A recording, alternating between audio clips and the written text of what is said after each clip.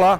Os idosos de hoje em dia estão mais saudáveis do que os idosos de gerações anteriores. Olha, isso tem a ver com o envelhecimento bem-sucedido, que seria aí um processo, né, de estar saudável e também ativo, considerando-se as dimensões física, cognitiva e social. Porém, fragilidade, ela seria aí um estado caracterizado por problemas psicossociais e também a diminuição da saúde. O conceito de envelhecimento bem-sucedido tem sido discutido sob a perspectiva biomédica e a psicossocial.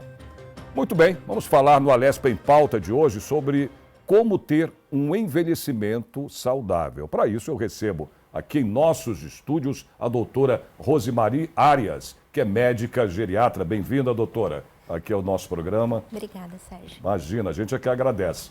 E também o doutor Diego Félix Miguel, que é o especialista em gerontologia. Muito bem, doutores, aqui os dois podem, eu falei há pouco aqui antes de a gente começar, vocês podem trocar figurinhas, vamos dizer assim, Com entre certeza. os dois, aí não tem problema nenhum. Mas eu fiz a abertura falando dessa questão, né, do envelhecimento bem-sucedido. Como é que é isso? Explica pra gente. Bom, um envelhecimento bem-sucedido, um envelhecimento saudável, um envelhecimento ativo, são conceitos que foram instituídos pela Organização Mundial da Saúde com um objetivo, que é de mostrar para a sociedade que, apesar desse envelhecimento populacional acentuado, nós estamos envelhecendo com podemos envelhecer com melhores condições, né, garantindo principalmente que a pessoa idosa ela vivencie sua velhice com autonomia e independência preservada, que é a capacidade de escolha e também a capacidade de executar essas escolhas. Então, quando a gente fala de um envelhecimento saudável, um envelhecimento bem-sucedido, a gente está falando daquela pessoa idosa que ela consegue participar socialmente, que ela tem a garantia de ter o acesso à saúde, né, pensando na promoção de saúde, na prevenção e também no atendimento, como também a proteção dos seus direitos. Que essa pessoa ela consiga viver plenamente, com sua dignidade preservada e livre dos preconceitos e discriminação que muitas vezes é acentuado por uma cultura idadista. Eu sempre falo assim, gente, enquanto você tiver, né, na sua cabeça, né, na sua memória, tudo, você tiver ainda aí funcionando legal, funcionando bem, eu acho que é válido, isso aí não tenha dúvida, independentemente do que você tenha, fisicamente, né? Mas se a sua cabeça está bem, ainda está bem devido à idade, não é, doutora? Exato, exatamente. E justamente isso que o Diego pontuou, existem diversas formas de você chegar nesse idoso e proporcionar essa qualidade melhor de envelhecimento.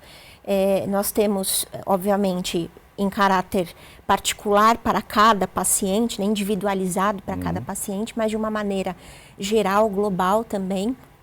Essa proposta da OMS é justamente de trazer as melhores condições de envelhecimento para a população em geral, entendendo como... Eu digo a questão das faculdades mentais. Se você está bem mentalmente, dá para você, né, claro, fisicamente, o físico também prejudica, a gente sabe disso, você vai envelhecendo, né, cada vez mais e você vai ficando mais, né, frágil, não Exato. tem como evitar. Aí você vai tentando, de alguma forma, superando isso. Mas chega numa certa idade que não tem mais jeito. Mas se a sua mente está bem, não é? Se você está com a cabeça funcionando, como eu disse há pouco, vale a pena, né? Sim, aliás, com a vida certeza. vale a pena em todos os momentos, né, gente? Sim. Essa é a grande verdade, né? Agora, a gente fez essa comparação, eu fiz a abertura ali, comparando a questão do envelhecimento, né, dos idosos, né, saudáveis hoje, diferente das gerações anteriores, né? Exato. A opinião de vocês, naquela época, antigamente, há anos atrás, eu sempre cito, quando eu falo sobre idade, envelhecimento, eu vi uma vez, a gente tem até aqui isso, nos nossos arquivos aqui, que foi uma matéria que eu li, abri o site da Assembleia e li, aí estava assim, um acidente de carro e a pessoa tinha 30 e poucos anos, aí embaixo tinha a manchete dizendo, né, uma idosa de 34 anos morreu atropelada. Eu falei, mas como assim? Naquela época, estou falando, foi em 1930 e pouco, né, 40, eu falei, caramba, olha a diferença para hoje, né, doutores? Exatamente. Então isso pesa muito também, né, nos Com dias de hoje, certeza. para os dias de hoje. Com certeza. Antigamente para hoje.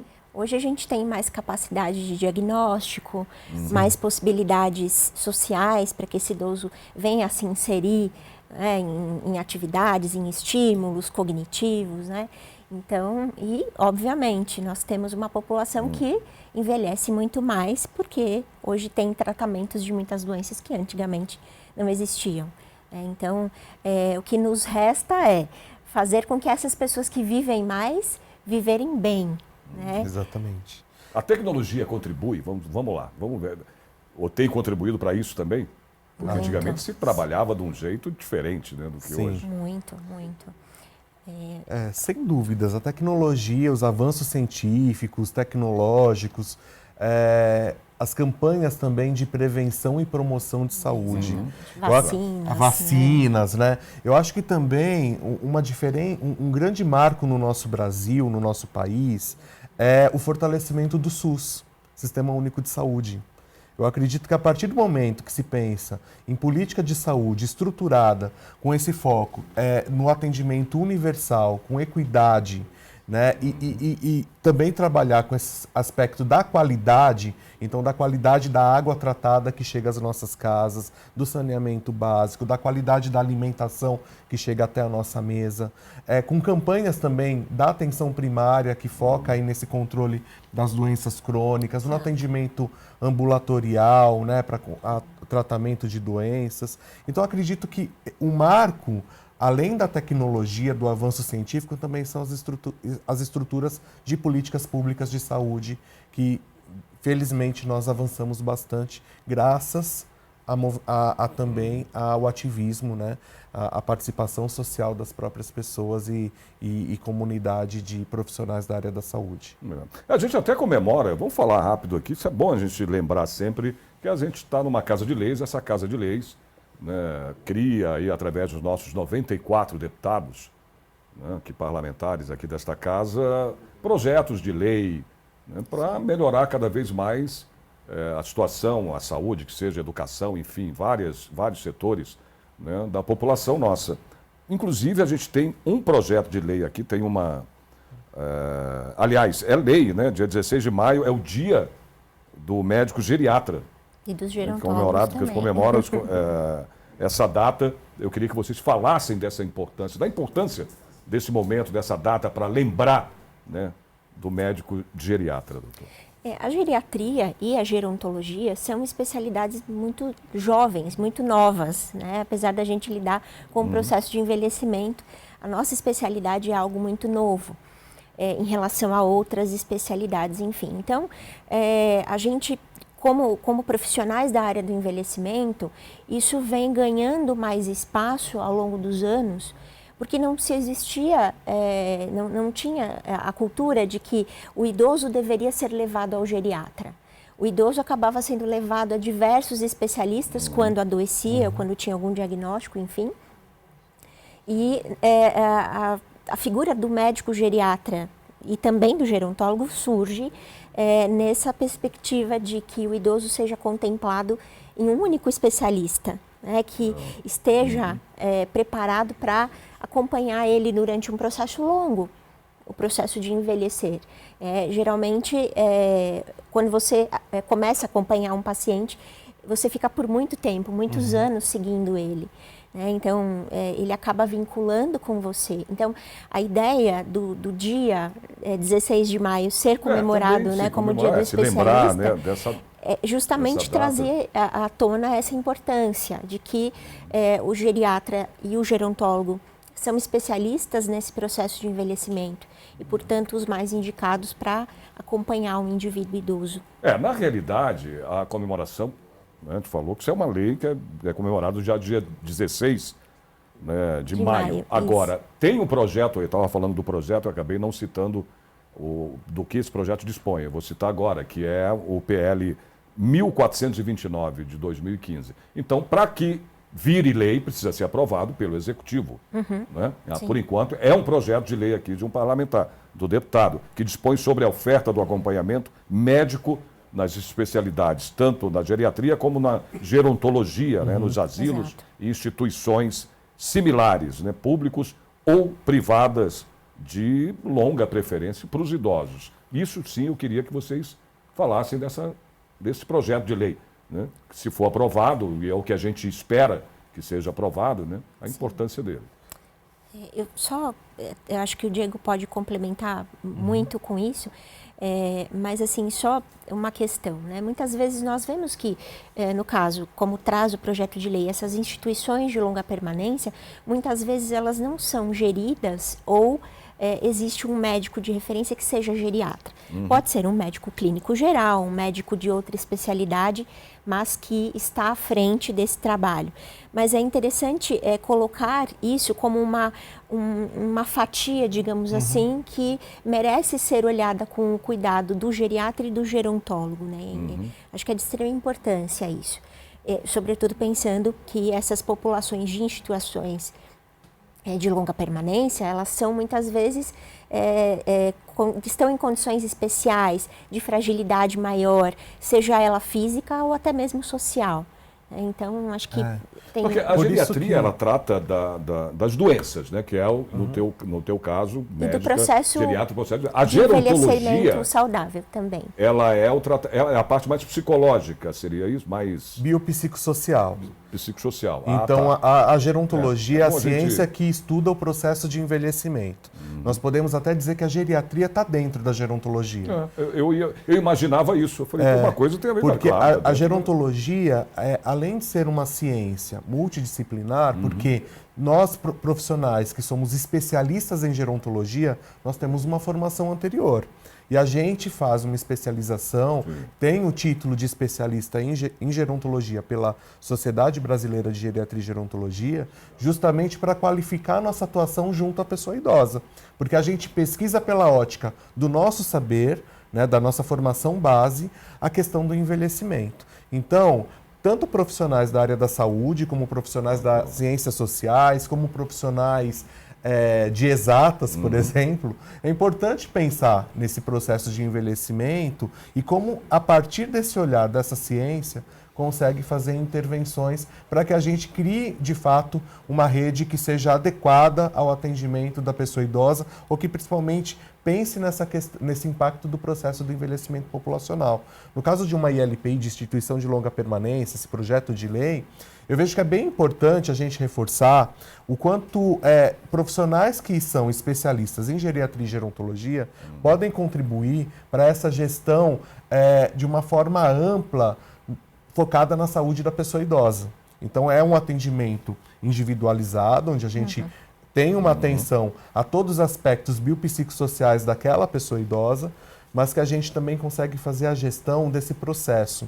Então, enquanto especialistas da área, nós conseguimos identificar quando que é o momento de uma intervenção médica, quando é o momento de uma intervenção psicológica, quando é o momento de uma intervenção com um profissional de reabilitação, seja funcional, cognitiva, e a gente consegue criar uma comunicação entre esses saberes, esses profissionais, para que sejamos mais assertivos na atuação junto àquele processo do envelhecimento da pessoa idosa. Agora a gente estava falando logo no começo do envelhecimento, né, saudável. Agora você fala envelhecimento bem-sucedido.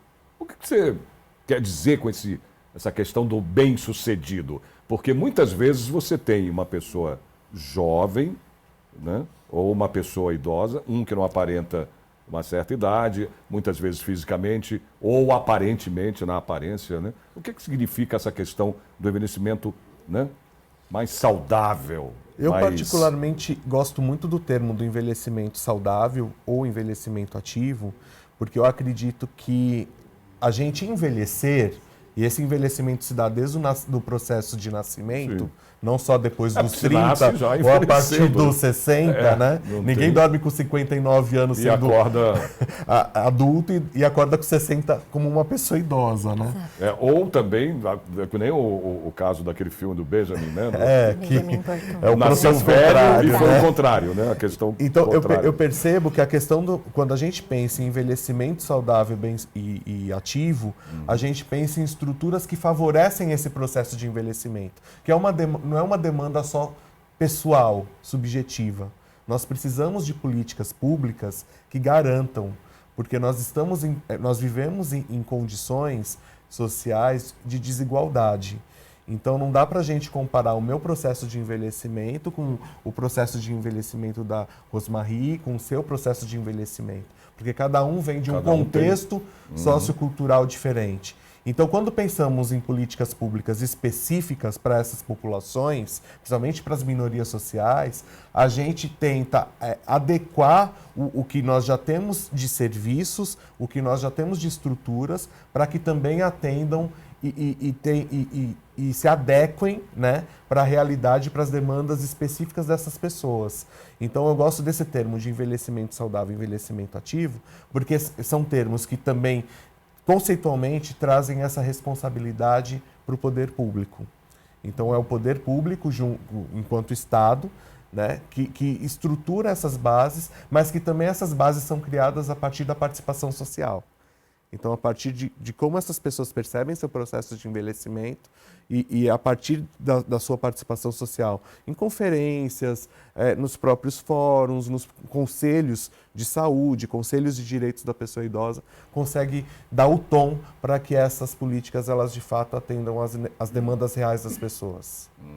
Eu acho que tem um detalhe interessante quando a gente fala, né, do envelhecimento bem-sucedido. Parece que é uma coisa assim, nossa, é tudo perfeito. E, na verdade, não é que é um envelhecimento perfeito. Quando muitas vezes eu dou aula sobre fisiologia do envelhecimento, eu falo, gente, um monte de coisa chata vai acontecer. Né? O nosso corpo não vai ser o mesmo, nossa memória não vai ser a mesma, mas o bem-sucedido, ele traz justamente isso. Eu não preciso ter zero problemas, zero doenças, mas eu tenho doenças que estão muito bem controladas e eu consigo ter o meu convívio social, eu consigo ter minha vida ativa, fazer o meu exercício físico, fazer o que eu gosto e me sentir bem com isso mesmo, eu estando envelhecendo, eu estando com alguma doença, mas que é controlável. Então, acho que o bem-sucedido, ele traz um pouco disso. De as coisas estarem fluindo bem, digamos assim.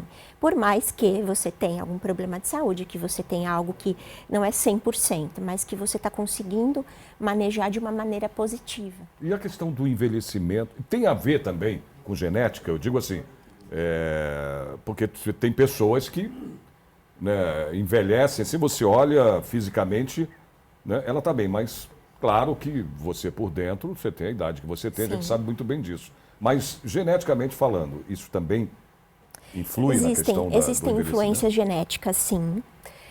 Cada vez mais nós estamos nos deparando com idosos cada vez mais longevos, né? Com uma expectativa de vida maior e muitas vezes longevos que estão num processo de envelhecimento muito, muito saudável. Então, existe o componente genético que traz essa proteção. Né?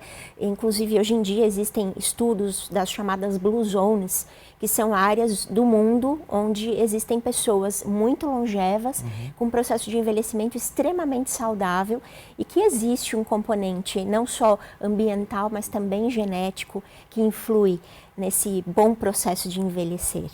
Bom, então, eu vi ontem, eu vendo na internet uma... Até você fala, não, isso aqui deve ser alguma montagem, mas não era. Uma senhora, uma atleta com 100 anos de idade que bateu o recorde dela. Você viu, então. Exato. Impressionante. Exato. Como? De que jeito, gente? Ela completamente lúcida, batendo... E era a terceira, acho que era a terceira ou quarto recorde dela, né? Que ela, eu falei, cara, doutor, como? 100 anos. Exato. É isso. Existe o componente do ambiente em que ela se submeteu a vida toda, existe o componente do que ela se alimentou, o exercício físico que ela realizou, mas também o componente genético que a protegeu e a permitiu chegar nessa condição nesse momento da vida. Uma combinação de coisas, com né? certeza, com certeza. Eu fiquei impressionado. Com certeza. Doutor, os fatores. Quais são os fatores para... no caso do envelhecimento, os principais fatores que contribuem para isso? É bem interessante porque eu pesquiso pela perspectiva sociocultural, por isso que eu falo bastante de política, né?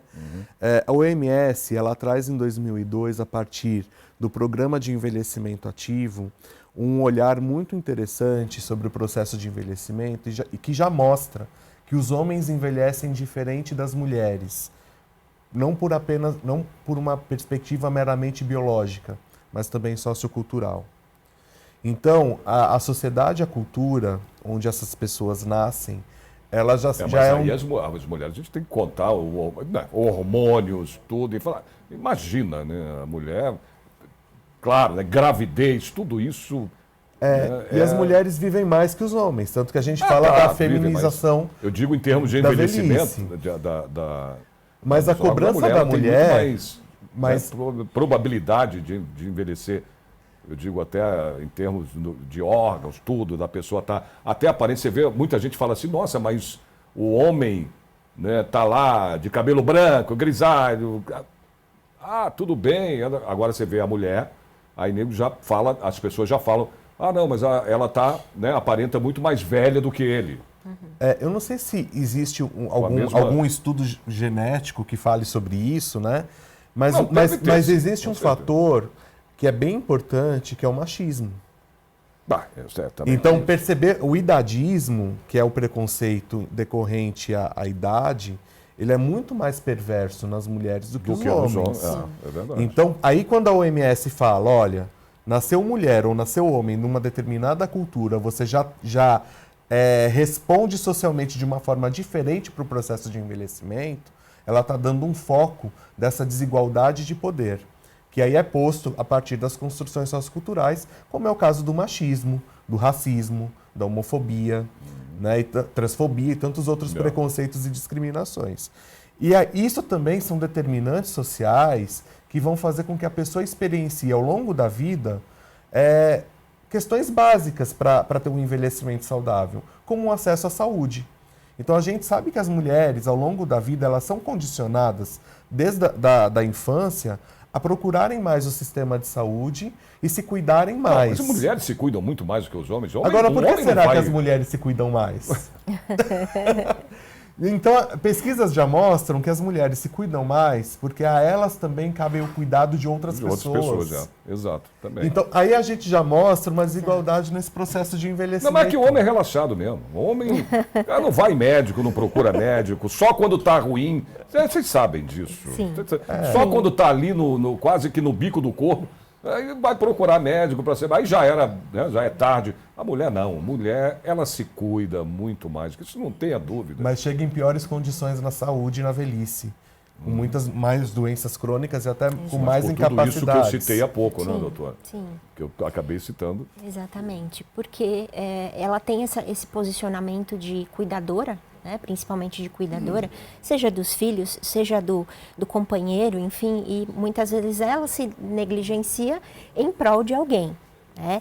Diferente muitas vezes do homem que prefere não procurar o serviço de saúde, né, porque não deseja investigar, enfim, né, mas a mulher, ela tem essa percepção e, como o Diego colocou, ela tem essa função meio que já batida de ser cuidadora.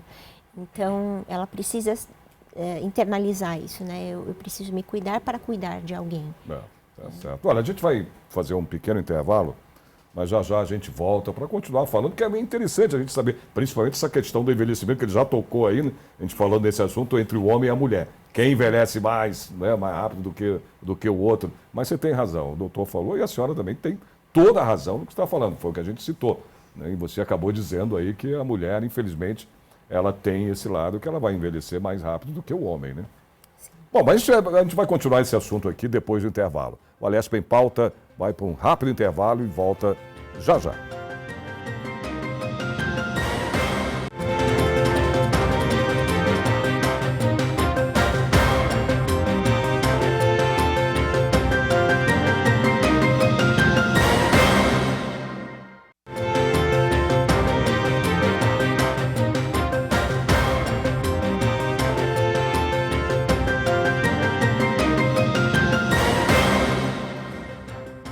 Muito bem, estamos de volta com a Alesp em Pauta. recebendo aqui a médica, né, geriatra, a Rosemary Arias. Acertei agora? Direitinho, tá bom, tá vendo? Certinho. E o doutor Diego Félix, que é especialista em gerontologia, né, doutores? Doutora, quais são as principais diferenças no tratamento de doenças em pacientes idosos e pacientes mais jovens? Boa pergunta, porque como a gente, complementando até o que eu falei há pouco, que a geriatria é uma especialidade médica nova e tudo mais, não se enxergava essas diferenças, né, que o envelhecimento traz e de que, consequentemente, a gente precisa dar uma atenção especial a determinados fatores ou determinadas situações que o processo de envelhecimento mostra no organismo humano. Então, o geriatra vem nesse contexto. Tratar um idoso e tratar um jovem difere muito, até mesmo por características naturais do envelhecimento. Então, eu tenho uma lentificação, muitas vezes, do metabolismo de algumas medicações. Eu tenho, muitas vezes, a necessidade de fazer ajustes em determinadas situações de tratamento ou de realização de exames, porque esse indivíduo já é mais fragilizado. Então, assim, existem perspectivas de você olhar o idoso como um indivíduo especial. Especial no que tange existem características que são inerentes ao processo de envelhecer.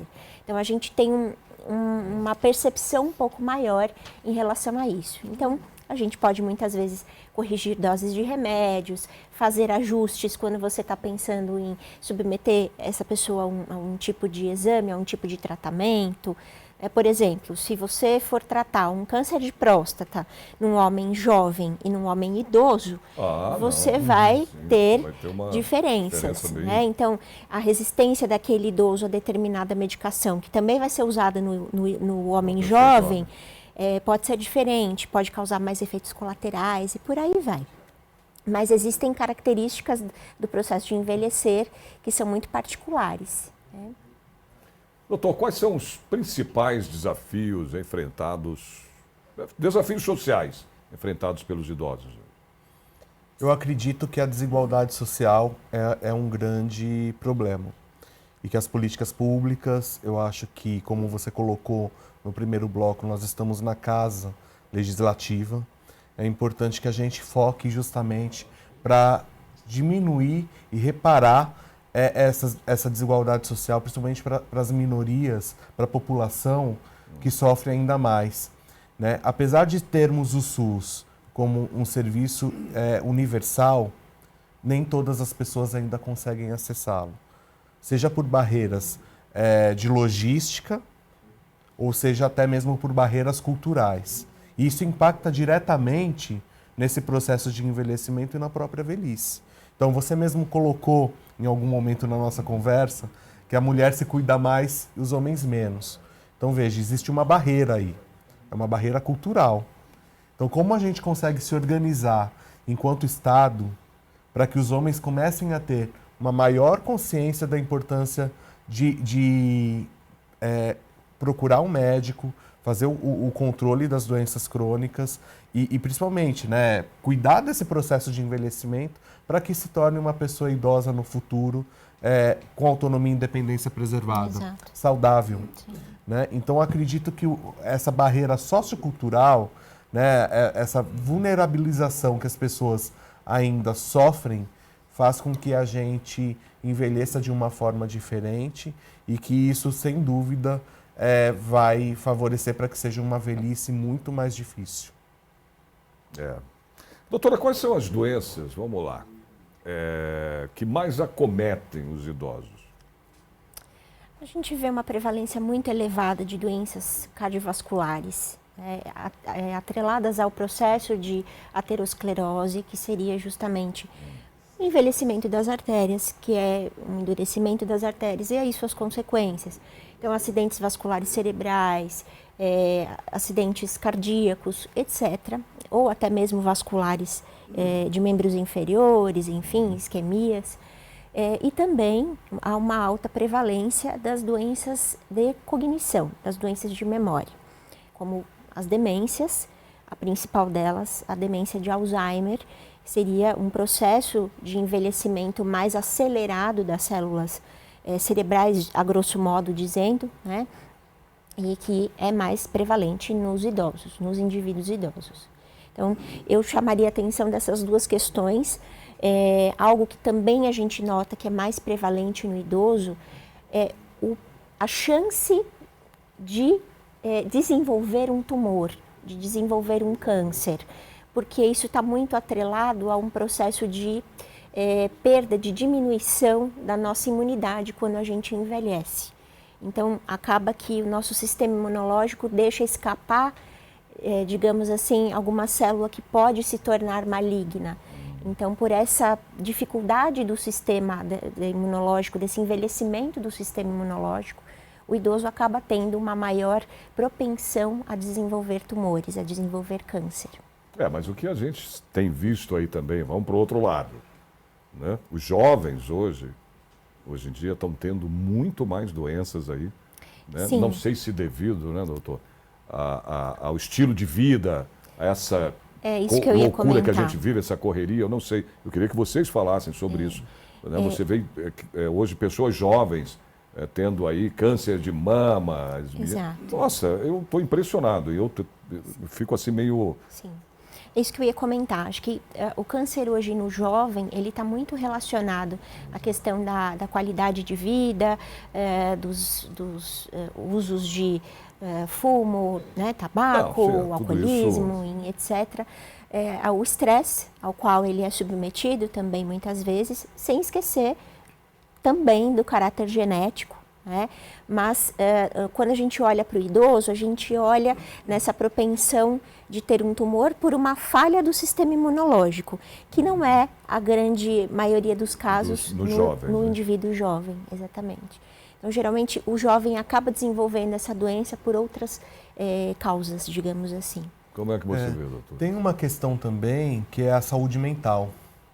Então, o que eu percebo que o sofrimento traz grandes danos para a nossa saúde mental e ao longo da vida. E na velhice isso também pode ser um aspecto que precisa de muita atenção. Então, aposentadoria, quando a gente vive uma vida inteira, focada no trabalho, trabalhando, sem outros projetos de vida, sem outras possibilidades de vínculos afetivos, além daquele meio do nosso trabalho, na aposentadoria a gente tende a sofrer para se readaptar a uma nova realidade. Então eu penso que a gente, ao longo da vida, começar a pensar em outros projetos de vida, outras formas de interação social, além do trabalho, vai favorecer porque a gente chegue na velhice com outros vínculos e também com outros projetos. Então eu me aposento e tenho a oportunidade de pensar no que eu gostaria de fazer agora.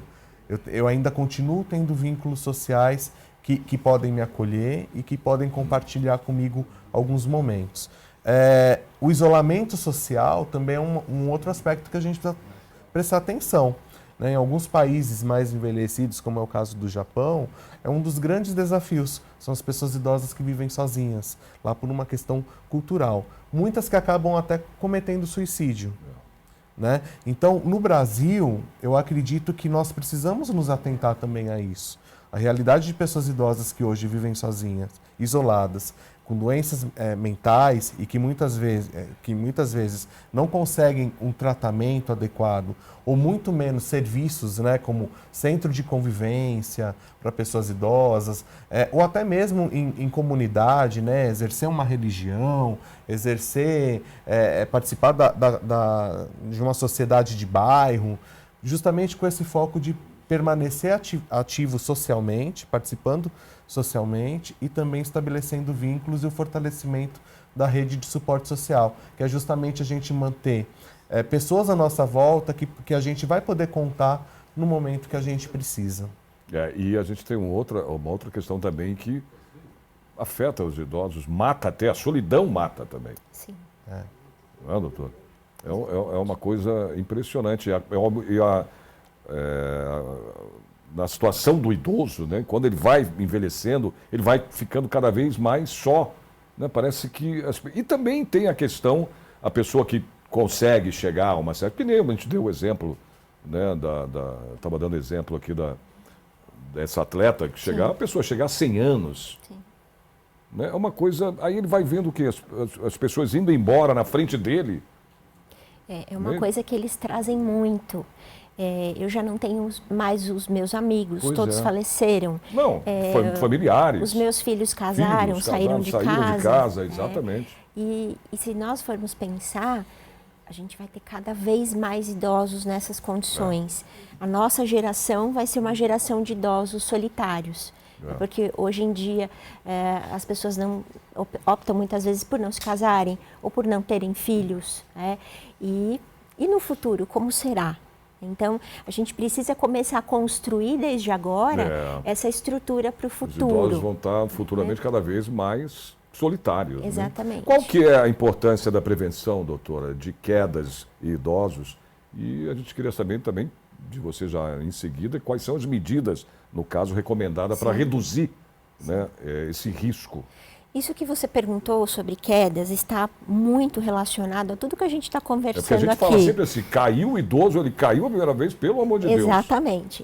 Começa a deteriorar. E isso é muito clássico, a gente vê isso, parece bobagem, mas a gente vê isso muito no nosso dia a dia prático.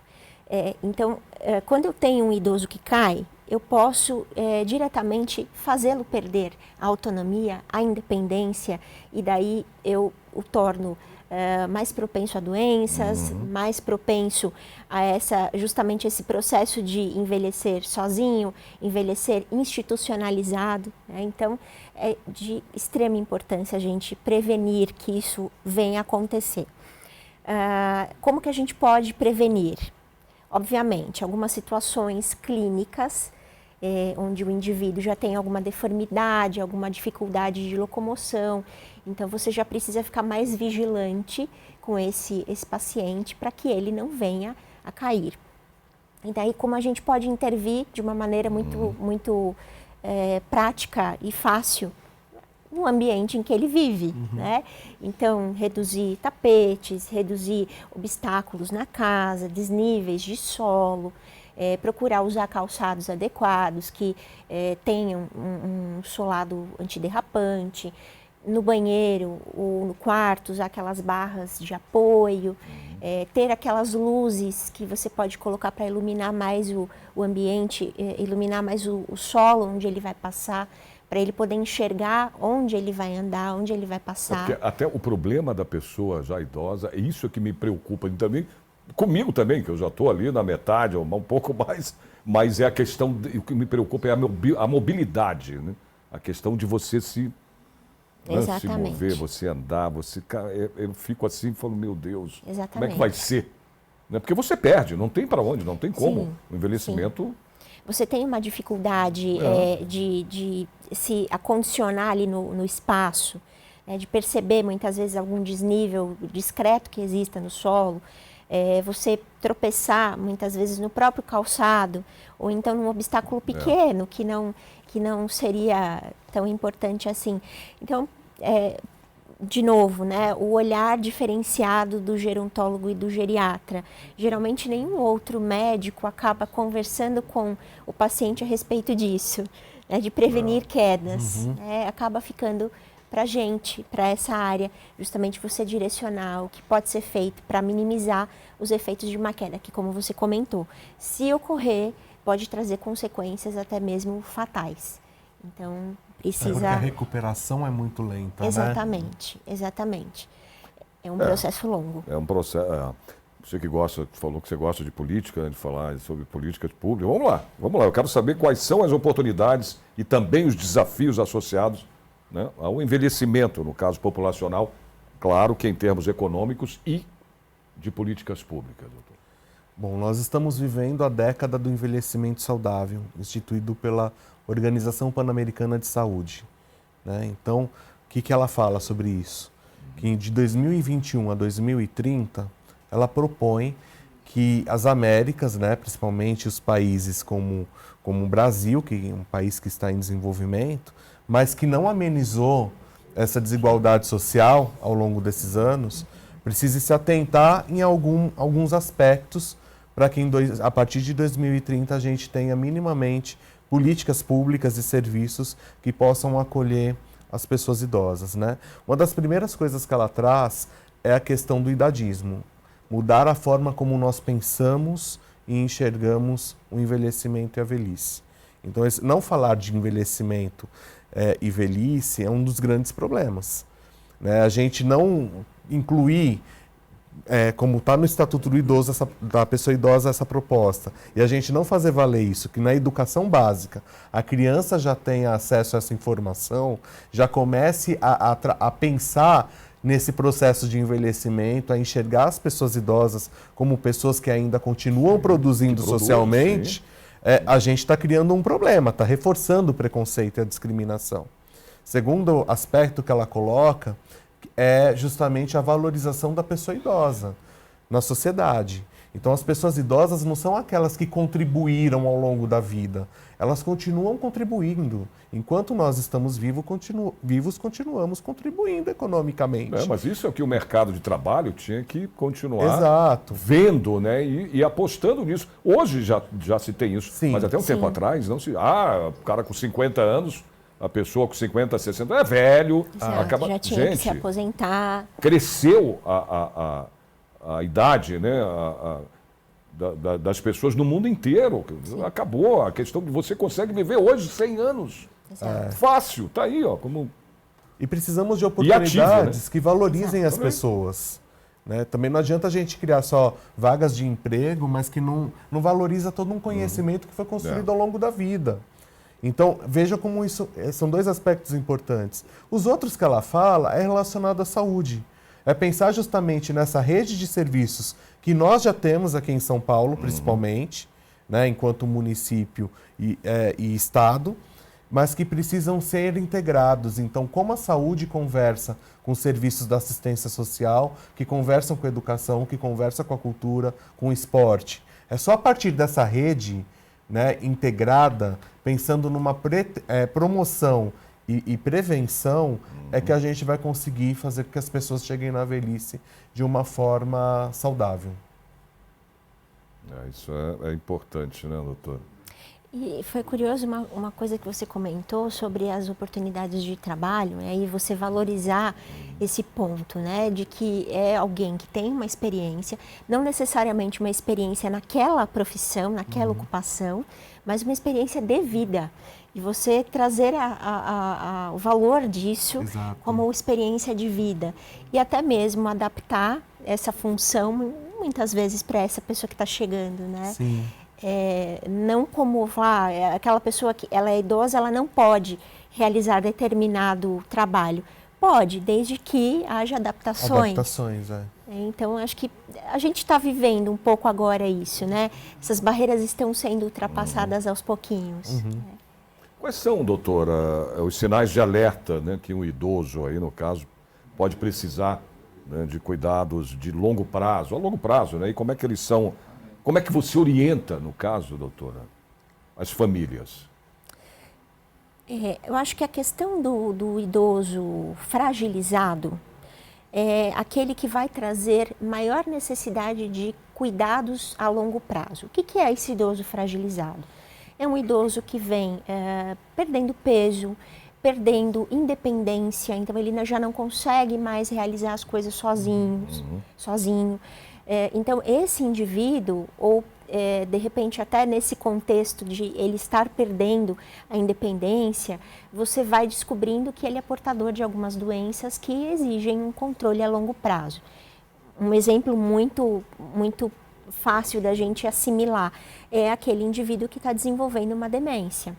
Ele fatalmente vai chegar para você com essa questão da perda de independência, os filhos começam a notar que ele já não tem mais a mesma performance social, então não consegue mais lidar com uma situação social, ir num evento social e se comunicar com as pessoas. ou então começa a ter alterações de memória, começa a não conseguir cuidar de si próprio, ou então cuidar do seu ambiente, da casa onde mora, enfim, são sinais de alerta de que esse idoso muito provavelmente pode estar desenvolvendo algo, não necessariamente só um quadro de demência, mas às vezes um quadro de depressão, um isolamento social que está interferindo na saúde dele, e daí com isso ele acaba desanimando até de preparar o próprio alimento para né, fazer a refeição, se alimentar naquele dia. Então, esses indivíduos que estão com sinais de fragilização são os que geralmente necessitam de um acompanhamento a longo prazo. Né? Não que outros idosos não necessitem, mas talvez esse idoso frágil ele precise ser visto um pouco mais de perto, com uma frequência maior, talvez consultas mais frequentes, acompanhamento mais frequente do que um idoso que é mais independente. Né? Então, as orientações, como você perguntou, do que eu passo para a família, então, são justamente esses sinais importantes aí, sobretudo em relação à funcionalidade que a gente chama do paciente, essas capacidades dele continuar desempenhando o seu papel social ou mesmo dentro da sua própria casa com independência, sozinho. Doutor, como as questões de moradia e também de comunidade, aí no caso, afetam a qualidade da vida dos idosos? Nós estamos passando por um momento bem interessante que no nosso município, por exemplo, aqui em São Paulo, a gente está vendo muitas construções... Essa selva de pedra, né? Em formato de sobrado. Por exemplo, então onde os acessos para os quartos, principalmente, se dá a partir de escada. Então, como que se dá para uma pessoa de 70, 80 anos, né? Então, como que a gente consegue pensar, como que essa moradia, ela está adaptada para garantir a segurança e o conforto da pessoa? Né? Então, falamos da questão da prevenção de quedas. Né? O ambiente doméstico é um dos lugares onde mais acontece esse tipo de evento. Mas também, será que todas as pessoas têm condições ou conhecimento de como tornar esse ambiente mais seguro? Então, é mais uma reflexão. Será que podemos pensar em políticas públicas que garantam o acesso a essa informação, a essa intervenção, orientação? Porque, de fato, nós vivemos em condições socioeconômicas muito diferentes. Então, como que a gente prevê uma adaptação para muitas famílias que às vezes não têm nem o que comer, que vivem com salário mínimo de aposentadoria? Né? Então, é algo que a gente precisa começar a pensar. Então, se os acidentes acontecem em grande parte dentro de casa, exatamente, como que nós, enquanto Estado, ou enquanto gestores de políticas públicas, estamos organizando para prevenir esses acidentes e, com isso, gerar menos custo, obviamente, para a saúde pública. O problema é que a distribuição de renda que a gente tem nesse país é muito desigual. Exatamente. Né? Esse é o grande problema. Então, chega a isso, né? Como é que vai... Uns conseguem, podem, poucos, eu digo que poucos conseguem muitos e muitos não conseguem quase nada. Essa é a grande verdade. Né? Exato. Doutora, como é que a gente está chegando já ao final do programa? Eu queria saber da questão final, vamos lá, de vida, eu não gosto de falar disso, mas enfim, a gente tem que falar, né? Da questão dos cuidados paliativos, né? Dos idosos, dos pacientes idosos. Como é que a senhora trabalha isso? Eu, particularmente, sou paliativista de formação. Depois da geriatria, eu me especializei nos cuidados paliativos.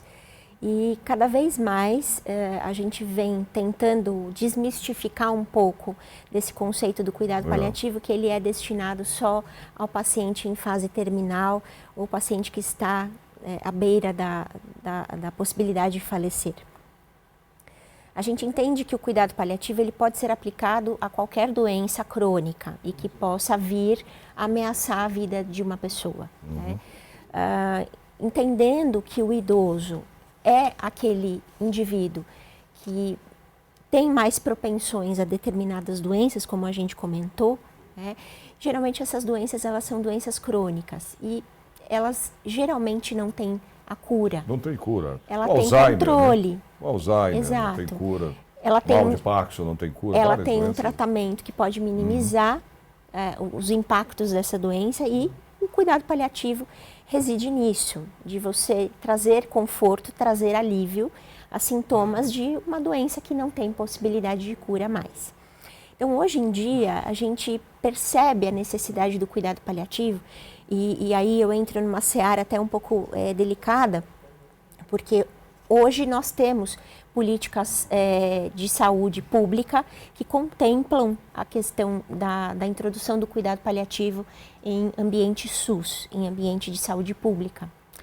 E a gente tem que fazer de fato valer isso, porque o indivíduo mais abastado, o indivíduo mais pobre, eles podem sofrer da mesma doença. Sim. Né? E podem também... Não tem dinheiro que salve. Exatamente. Não adianta, Necessitar pobre, dos mesmos rico. cuidados. Exatamente. Então, É.